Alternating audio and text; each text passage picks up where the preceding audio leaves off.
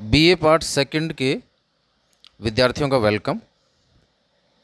आज का जो हमारा टॉपिक है वो है प्रधानमंत्री और उसकी मंत्री परिषद। भारत में राष्ट्रपति की कार्यपालिका शक्तियों का प्रयोग मंत्री परिषद के माध्यम से किया जाता है। संविधान के आर्टिकल 74(1) में उपबंध है कि राष्ट्रपति को सहायता और सलाह देने के लिए एक मंत्री परिषद होगी जिसका प्रधान प्रधानमंत्री होगा और राष्ट्रपति अपने कृत्यों का प्रयोग करने में इसकी सलाह के अनुसार कार्य करेगा। तो देखिए, जो भारत में राष्ट्रपति की जो कार्यपालिका शक्तियों का प्रयोग है वो एक्चुअल में मंत्री परिषद और प्रधानमंत्री द्वारा उनका प्रयोग किया जाता है। और साफ तौर पे जो संविधान का आर्टिकल 74(1) है उसमें ऐसा स्पष्ट किया गया है। संविधान के उस उपबंध में यह स्पष्ट है कि राष्ट्रपति मंत्रिपरिषद के बिना कार्य नहीं कर सकता है। वास्तव में राष्ट्रपति केवल संवैधानिक प्रमुख होता है, सरकार का वास्तविक प्रमुख तो प्रधानमंत्री होता है। जैसा कि हम सब जानते हैं कि भारत में पार्लियामेंट्री सिस्टम है, संसदीय शासन व्यवस्था को अडॉप्ट किया गया है।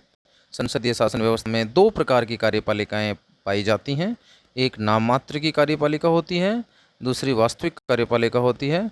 यहाँ राष्ट्रपति जो है नॉमिनल हेड है, वास्तविक कार्यपालिका शक्ति प्रधानमंत्री और उसके मंत्री परिषद के पास है। अब हम चलते हैं प्रधानमंत्री की नियुक्ति पर कि प्रधानमंत्री की नियुक्ति कैसे की जाती है।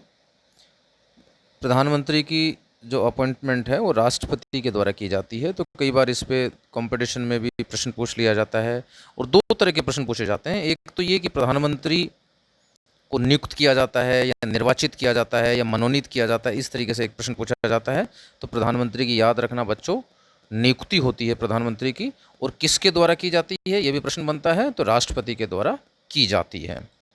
संविधान के अनुच्छेद 75(1) के अनुसार प्रधानमंत्री की नियुक्ति राष्ट्रपति करेगा और अन्य मंत्रियों की नियुक्ति राष्ट्रपति प्रधानमंत्री की सलाह पर करेगा। तो मंत्रियों की नियुक्ति भी राष्ट्रपति करता है। वो अलग बात है कि प्रधानमंत्री की जो सिफारिश है उसके आधार पे वो मिनिस्टर्स की नियुक्ति करता है, लेकिन राष्ट्रपति को प्रधानमंत्री का चयन करने की आज़ादी नहीं होती है।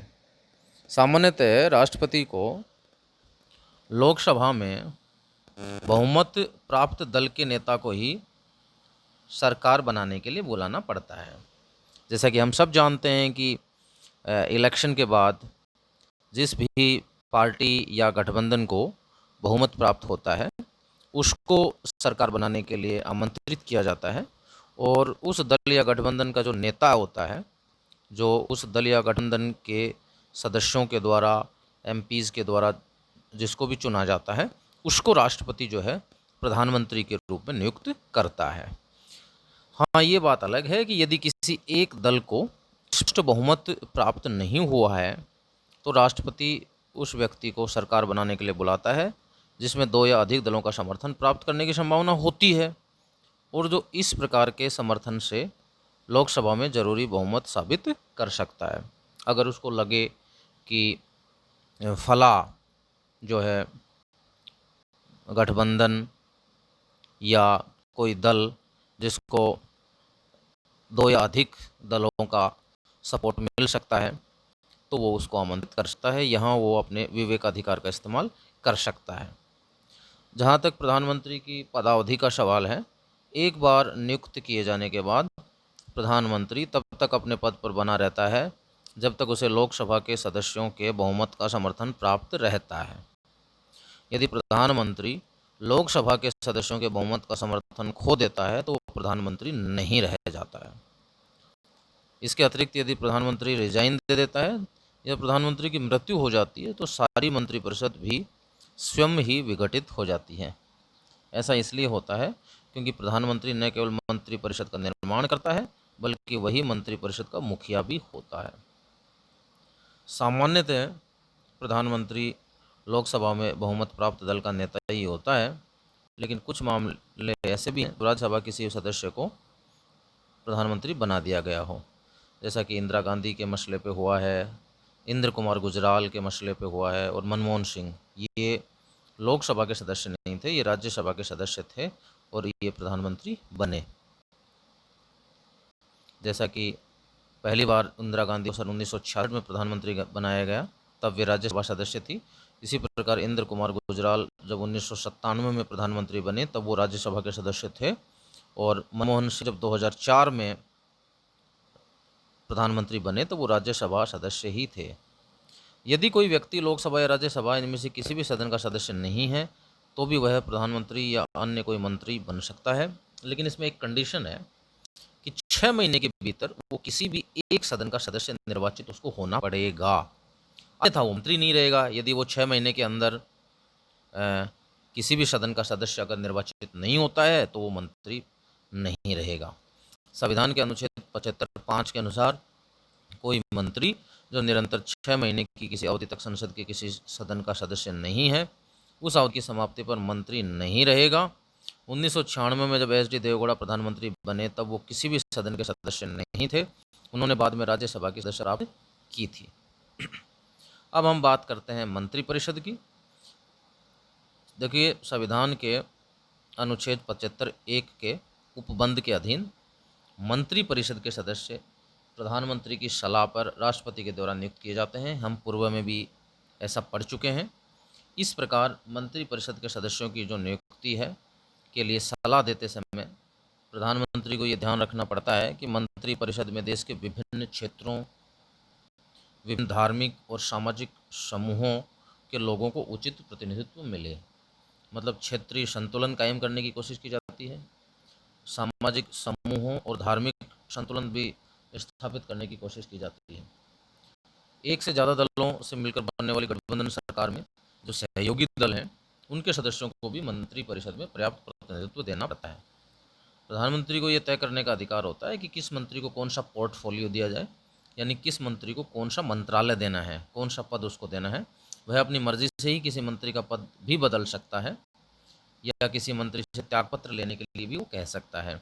कोई मंत्री अपने पद पर तब तक बना रहता है जब तक उसे प्रधानमंत्री का विश्वास प्राप्त होता है। अनुच्छेद 75(2) के अनुसार मंत्री राष्ट्रपति के प्रसाद पर्यंत ही अपने पद पर धारण रहते हैं या अपने पद को धारण करते हैं। मंत्रिपरिषद के सभी जो मंत्री हैं वो सामूहिक रूप से केवल लोकसभा के प्रति ही उत्तरदायी होते हैं, राज्यसभा के प्रति नहीं होते हैं। प्रधानमंत्री या राष्ट्रपति या पूरी संसद के प्रति भी वो नहीं होते हैं। हाँ, अगर व्यक्तिगत रूप से अगर बात आती है तो कोई भी मंत्री राष्ट्रपति के प्रति उत्तरदायी होता है, जो अनुच्छेद 75(2) से स्पष्ट होता है, जिसके अनुसार मंत्री राष्ट्रपति के प्रसाद पर्यंत ही अपना पद धारण करते हैं। अब हम बात करते हैं कि मंत्रिपरिषद में मंत्रियों के प्रकार की। देखिए, मंत्रिपरिषद में बेसिकली 3 प्रकार के मंत्री होते हैं, जैसे कि कैबिनेट मंत्री हो गया, इसके अलावा राज्य मंत्री हो गया और उप मंत्री हो गया। राज्य मंत्री में भी एक सब कैटेगरी कई बार की जाती है, वो है स्वतंत्र प्रभार वाले राज्य मंत्री, जो कैबिनेट मंत्री के निर्देशन या उसके अधीनस्थ कार्य नहीं करते। वो खुद ही अपना जो मंत्रालय उसके प्रमुख होते हैं और नीतिगत निर्णयों में उनकी भागीदारी होती है। प्रधानमंत्री की सलाह पर राष्ट्रपति के द्वारा ही मंत्रियों को नियुक्त किया जाता है, जैसा कि हम पहले भी पढ़ चुके हैं। इस प्रकार मंत्रिपरिषद के सदस्यों की नियुक्ति के लिए सलाह देते समय जो है प्रधानमंत्री को जो है क्षेत्रीय संतुलन को भी कायम रखना पड़ता है, जिसको हम पूर्व में पढ़ भी चुके हैं। लेकिन अब जहाँ तक मंत्रियों के प्रकार की बात है, उसका कैटेगराइजेशन भी हमने देख लिया है। कैबिनेट मंत्री, राज्य मंत्री, उप मंत्री और स्वतंत्र प्रभार वाले राज्य मंत्री। कैबिनेट मंत्री सामान्यतः सरकार चलाने वाले दल या गठबंधन दलों के वरिष्ठ सदस्य होते हैं। कैबिनेट मंत्रियों के बाद राज्य मंत्री आते हैं। कुछ राज्य मंत्रियों में से प्रत्येक के पास किसी विभाग का स्वतंत्र प्रभार भी होता है, जबकि अन्य राज्य मंत्री केवल कैबिनेट मंत्री की सहायता करते हैं। कैबिनेट की बैठकों में सामान्यतः कैबिनेट मंत्रियों के अलावा अन्य मंत्री भाग नहीं लेते हैं, कैबिनेट मंत्री ही भाग लेते हैं कैबिनेट की बैठकों में। कैबिनेट की बैठकों की अध्यक्षता प्रधानमंत्री करता है। सभी नीतिगत मामलों पर मंत्रिपरिषद की तरफ से कैबिनेट के द्वारा ही निर्णय लिया जाता है। धन्यवाद।